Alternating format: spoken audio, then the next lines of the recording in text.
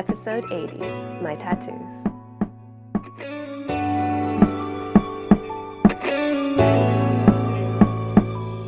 Hey Magical Misfits, it's Kaidain Ivy and welcome back to Atonement for Me. I'm sure through the episodes many of you will notice that I have several different tattoos in various places on my body, and I think I'll talk about a couple of them today.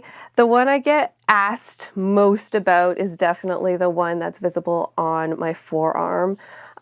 This is one of my favorites just because it is so vibrant. The line work came out absolutely beautifully. It was done by my best friend, Sarah Epizuzaki of Hydra Tattoo in Toronto.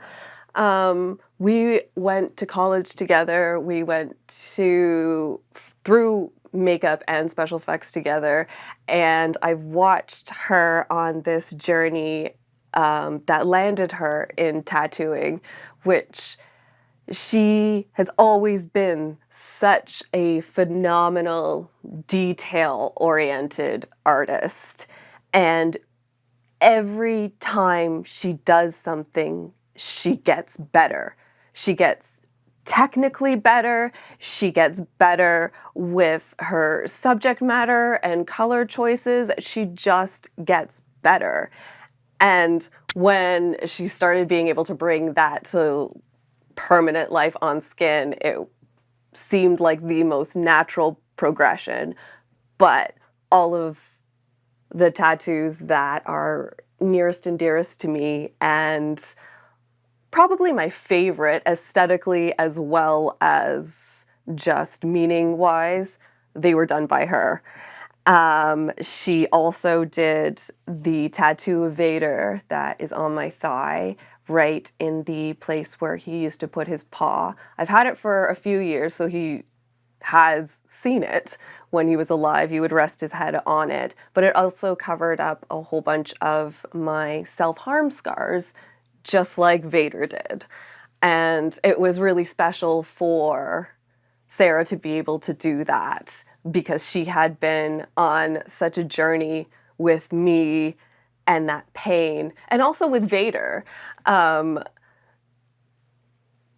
it was only right that I wouldn't have had anybody else do something so personal in that ever, really. But she also did the scarab beetle that is on my back. And I absolutely love that one because I kind of told her, she told me that it was my birthday present for when I turned 30, and I told her just to design me something because I trust her. And she blew me away with the color choice and just the detail and how beautifully it's held up through time. And the guy I was dating at the time absolutely hated it. He saw one picture and he ripped me to shreds, saying how disrespectful it was. I hadn't gotten his permission. It was ugly. He had to look at that, and he made it all about him, made me feel like I had done something so offensive to him when nothing about that situation was about him. It was about my birthday, it was about my body, and it was about my best friend. And a lot of the tattoos that I have do have that painful struggle that comes behind it that was kind of memorialized in like that blood and the pain, and then the scar that it leaves behind is something beautiful, and it's art that I can take away from that as opposed to that painful memory. So having had that moment and had him try and take that away from me, and try to make me feel so small was so, it blew me away because I didn't know where it was coming from. And he also knew the significance of having wings on my back, because when I was young, my papa told me that I could be whatever I wanted when I was older, and I wanted wings. And he said, if you really want wings, you'll find a way to get wings. And so as a teenager, I had decided that I was going to get my wings, just like I said, and that they were going to be tattooed onto my body, because my mother had always said, you get a tattoo, you are not in this household any longer. So that drive to just rebel, somebody says you can't do it, so automatically you want to do it. But beyond that, I loved the look of them. I loved the uniqueness, the character it gives an aesthetic. And I couldn't understand why that would be ugly or make somebody lesser. But I still had that voice in the back of my head, so I always made sure that my tattoos could be hidden under professional clothing, especially because at the time, professional standards didn't allow for tattoos to be seen. So I didn't want to have to deal with figuring out how to cover them in various situations.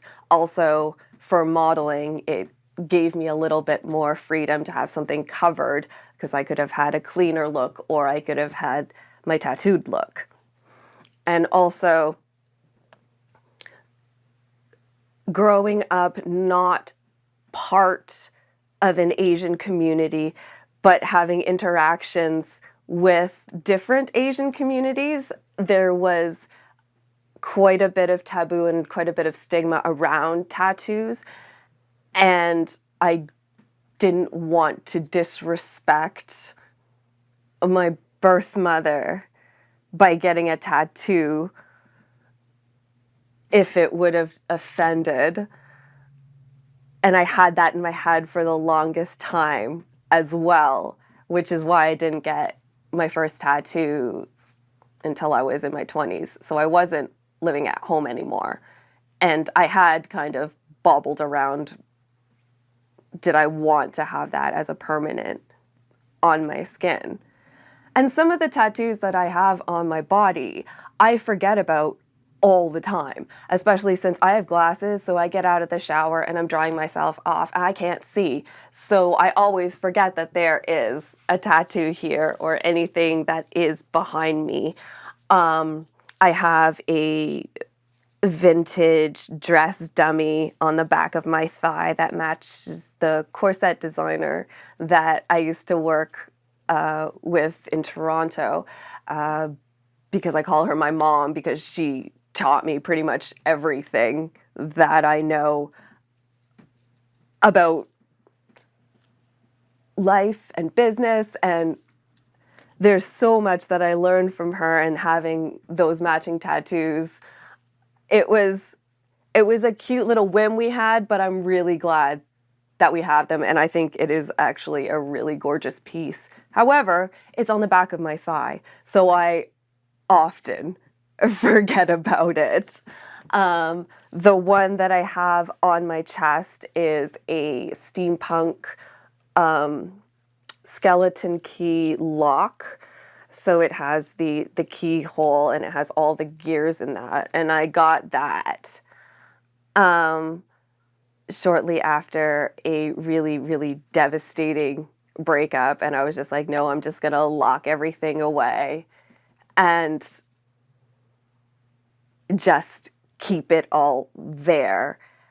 Doesn't mean that today everything is locked away in me just because I have that tattoo. I still absolutely love it. I love the aesthetics of it, and because I'm so used to seeing me with it now, it has become such a part of me that I couldn't imagine not having it, even though I do have images, sans tattoo. But yes, they hurt. Some of them more than others. And the simplest tattoo is the tattoos that I have here. And I think these ones are extremely meaningful. And it's more of a reminder to me than for the aesthetic. And it's the penguin half heart that I have for my papa, because the heart that I carved him grew into the tree over his ashes. So that's the other part of that heart, and penguins were his symbol. And it says, "Even the stars they burn," which is a lyric from Jason Mraz's "I Won't Give Up." But I wrote it on a body painting I did for a friend whose mother was dying of cancer. And we were doing this final shoot with her and her family, and there was body paint in it. And that lyric was, it just stood out to me the entire time we were doing this shoot. And then they ended up playing it at the funeral. And giving someone their dying wish and being an outsider and being welcomed with that family into something that was so intimate, that stayed with me as much as the tattoo has stayed on my skin. And that's just the tea.